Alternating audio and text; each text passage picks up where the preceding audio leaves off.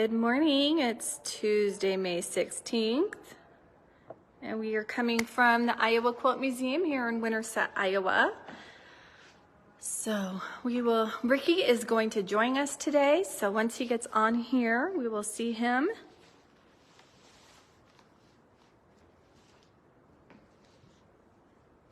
And today we're just going to chat some more. I don't know which quilts exactly we're going to chat about, but the one in front of us, and then probably some more also.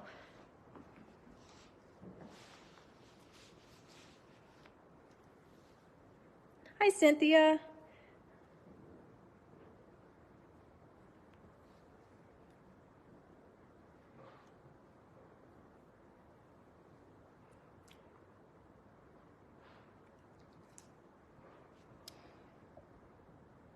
There's Ricky.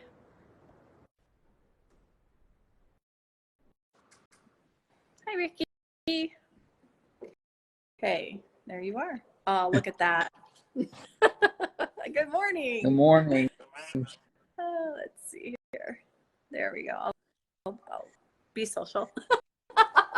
Cool. How's everything? It's good. It's good. We have 2 weeks. I know. Can you Yeah. believe it?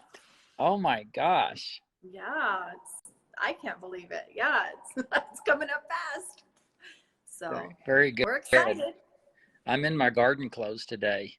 Are you? Oh, I'm jealous. Well, we've been having cold weather and rain, and it's hard to get out in the mud and the cold, but it's all changing very quickly.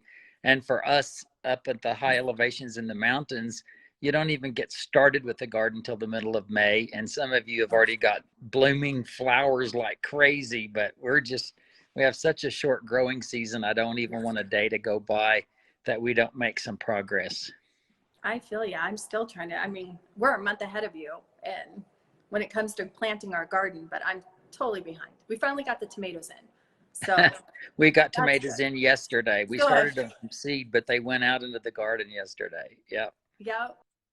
Oh, we still have, and I have tons. I have to get the squash in. I'm with you. Cool. But it's fun. So Definitely. That's short growing season. Oof. Yeah.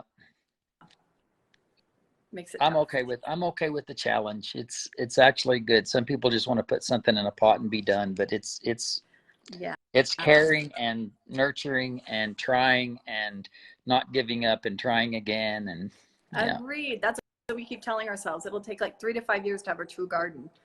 So. You know, my granny says, I know people are popping in right now, but my granny had a phrase that was called sleep, creep, leap.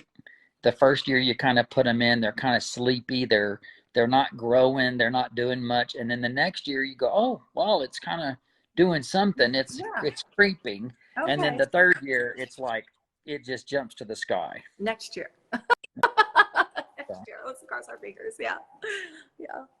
Well, we do have people. Cynthia said she's trying to come out for the festival. Oh, cool. So, definitely do. And Cynthia, sign up for the luminarium because we still have some room, right? We do. Yep. Yeah. So it's not too late. And the gallery walk also, you get into the gallery walk free if you're signed up for the Quilt Luminarium. And you get to come to the airing of the quilts on Saturday for free too. It's a part of the package. So cool. And it's an experience. People who come to look at these quilts outside here in Winterset on our famous covered bridges and around in our different venues here in Winterset and on our historical square. They're like, this is quite the experience, and they want to come back, and we're just praying for good weather. I'm sure it's been a really rainy spring. End of May should be glorious. Should be. Yeah. And just to let people know about the gallery walk, the way that I put the exhibit together for you guys was a bit of, we call it timestamps because it's a bit of a journey. This landmarks this and this landmarks that. And I plan to kind of tell that journey in somewhat of a chronological order, not just with quilting, but my life and how these quilts related to my personal journey. So I'm really looking forward to that opportunity. We're looking forward to hearing you in person next to your quilts, telling us these fantastic stories. You've done such a good job, but it's never the same online as it is in person. Certainly. Yeah. Never. It's just a completely different experience. You can't even see the details in all of your quilts until you see them in person. That's true. And that's true with just about any quilt. You know, I know that at quilt shows and in the museum, there's all the don't touch the quilts, don't touch the quilts, don't touch the quilt signs. And of course, that's, you know, logical and it's the right thing to do. But I kind of believe that quilting is one of the only art forms that requires that you touch it to fully experience it. We don't want to walk up to a painting and rub all over it and so forth. But boy, when we see a quilt, we just want to touch it. Don't you? And yeah. So you getting there live and in person, and at least getting your eyes to touch it, it's quite a bit different than a photo. Absolutely. Yeah, the colors are different. It's just, we see quilts before they come to us, and then we undo that. We take them out of their boxes or whatever they've come to us in, and it's just a completely, you almost sometimes don't even recognize a quilt from its photo. You're like, what? This is the same quilt? Like, yeah. It's a completely different experience with that quilt. So I'm about to turn the camera. We have lots of hello everyone who has joined us. I have your New World Symphony. Okay. Here because I think these colors are fabulous, and that feather in the border is just so pretty. Thank you. And these look like your hand dyed fabrics. They are. So so this quilt, I think it's sitting there saying 2002. I could be wrong. Yes. I know the general dates. I have to look on paper, but I believe this is 2002. Yeah, 2002. And so, as everybody would remember, September 11, 2001 was whenever we were attacked in the trade centers in the Pentagon and so forth. And as many artists want to, we sometimes use our art medium to express ourselves during a time of grief or tragedy, some way or another. And I honestly just couldn't think of what I might do. I wanted to do something, but I couldn't think of anything to do. So it ended up being that my dad, is Dad's Lone Star anywhere close? It's right next to it. Yeah, okay. So my dad and mom were visiting me in Colorado, and my dad wanted to be working on a Lone Star. So while he was working on the Lone Star of this quilt, I was working on a trip around the world. And I've always loved them. I think they're very timeless, very classic. And so I had dyed my fabrics and I was working on this quilt, and it was going up on the design wall. And as it was building, as it got larger, I thought, man, I just really love the way these colors interact and harmonize with each other. And it dawned on me that I was making my 9/11 quilt. Aww. And that came as a metaphor with color.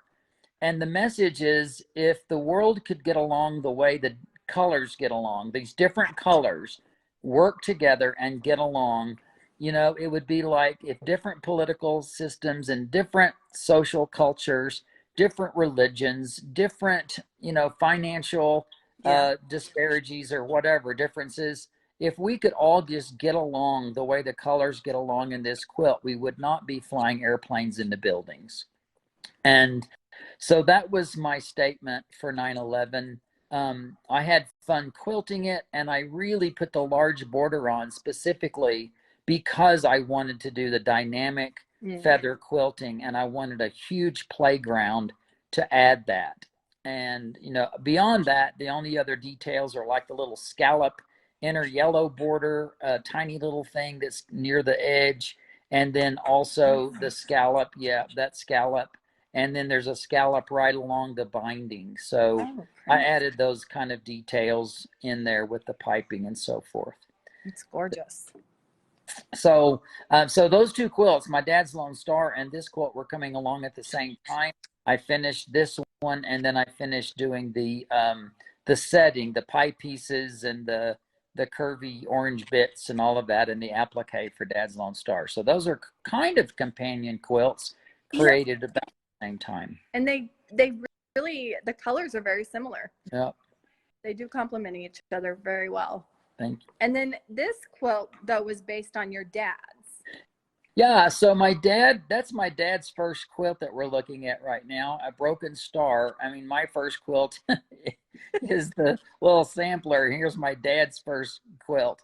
But it had problems, don't get me wrong. It definitely had problems. The center wasn't quite together, but it didn't matter. It was a learning quilt, and it was his beginning quilt. But after many years, he wanted to kind of redeem himself, and he wanted to do a Lone Star that was more perfect. So instead of the Broken Star with all the extra diamonds, we just did one big Lone Star, and my dad pieced all of that together.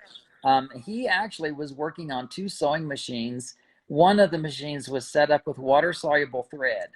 And if he would sew his diamonds together with water-soluble thread, if he opened them up and the seams matched perfectly, then he would go back and he would sew the seam together with the real thread.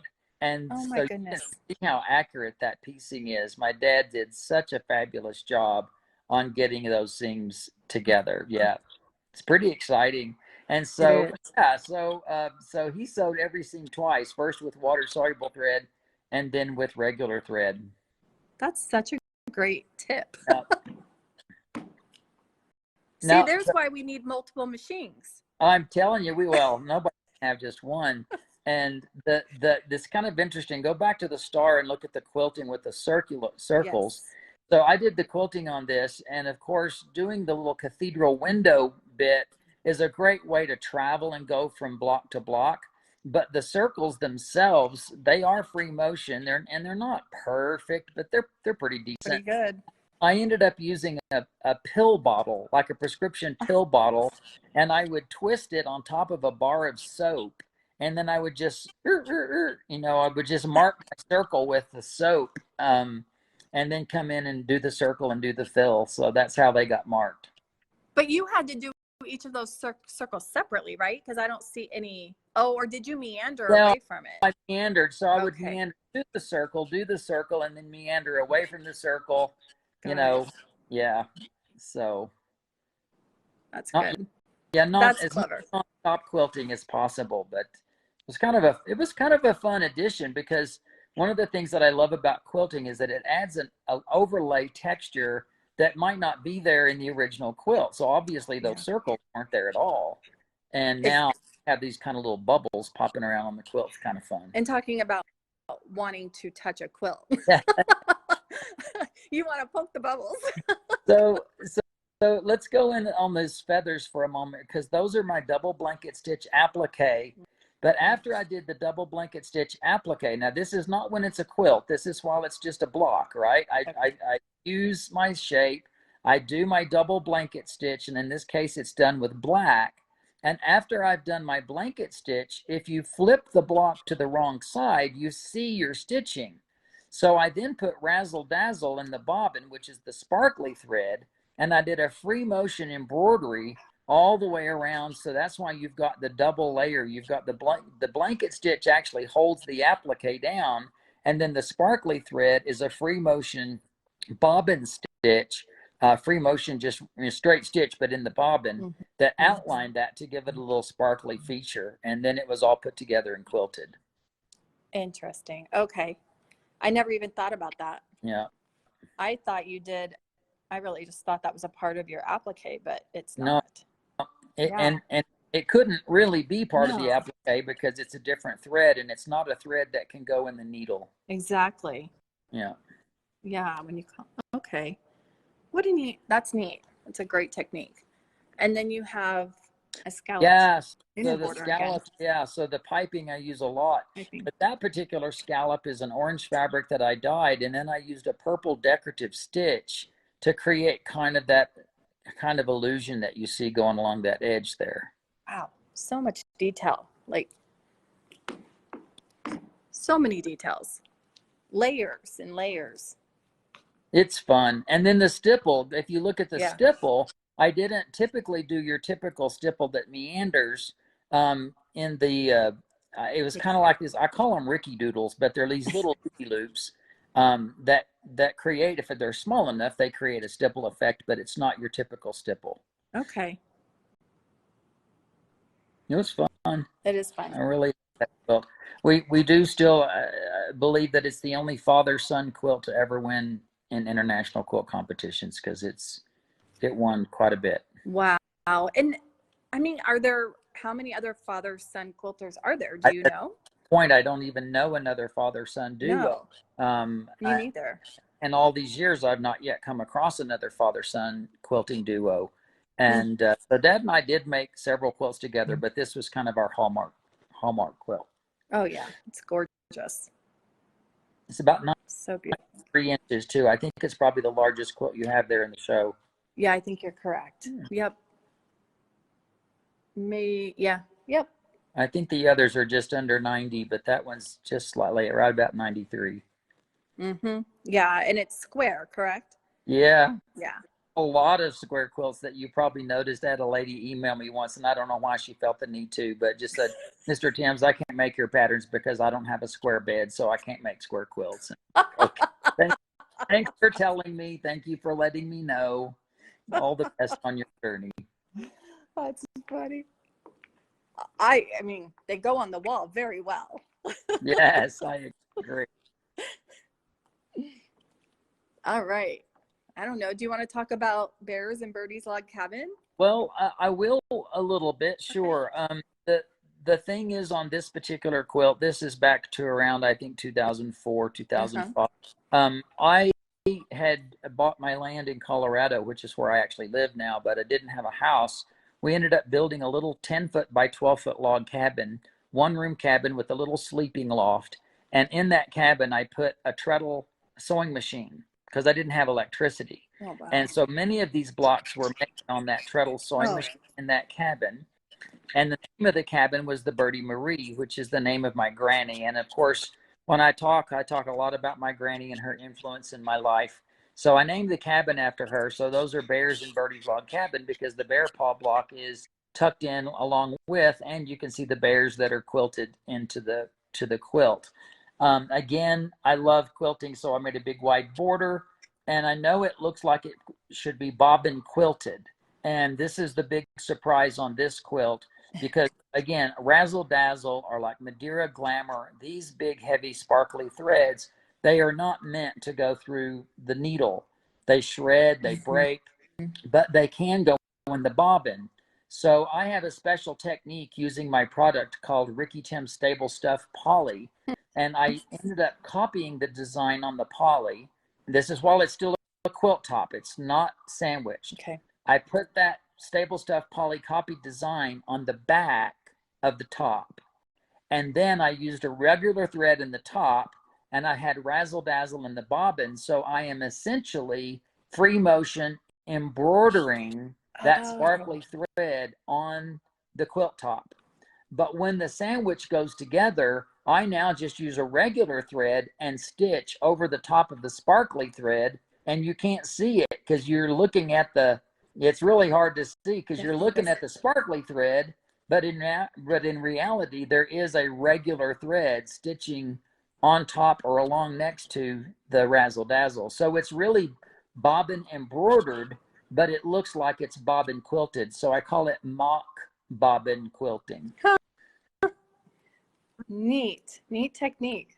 Did you just figure that out on your own? Yeah, because I wanted to make it work, and you just got to experiment and make it work. Exactly. Yeah. Solve the problem. But the other thing is that I can do with that Stable Stuff poly and marking the quilts the way I mark them. I don't have to trace anything, and my marks don't rub off. So sometimes I mark with water-soluble thread. I'm not trying to do bobbin work. I will do the same thing with water-soluble thread to mark my quilt, and I get to practice quilting my quilt before I actually quilt my quilt. So it's a double duty. Cynthia, I do teach that in the, it's a brief section that's coming up in the Quilt Luminarium that I'll be doing there. I talk about marking the quilt, and the packaging of that product also shares that information. And Ricky, won't you have some of your products for sale? I will. I'll be bringing some of the products. Absolutely. The Stable Stuff poly for sure, because it's a major player in a lot of the techniques I teach. But also I'll be bringing, some of my books and patterns and you know, I'm trying to get some fabric there. As many people know, my fabric dyeing has gone south since COVID, but my dyer, she's having a little bit of a break from her other job. And she texted me last week and says, "Hey, do you want me to come in and dye some fabric this week?" And I said, "Yes, please." So I may be able to bring a handful of fabric with me on the trip. We'd love that. And I think what we'll have our tables out in the theater lobby, the Iowa theater lobby. And for those who don't know Winterset, the theater is actually a historical Art Deco theater that Rebecca and Marianne Fons spearheaded a group to restore that theater, and it's a nonprofit. It is. We are just so lucky to have that in this community. Yeah. They've done And it's amazing, all wonderful right there things. in the square. I mean, the Right on museum's it. in the square, the courthouse is in the square, the theater's in the square. I mean, it's all right there. It is. And it's just gorgeous when it's lit up at night. I mean, it's just, we use it for these kinds of events. We're just so lucky. We really are. So it's going to be a neat experience. Not just that Ricky's here. You guys are going to be in a neat building at the same time. So, and Ricky, you are the headline. Hey, I have to be a part of all that.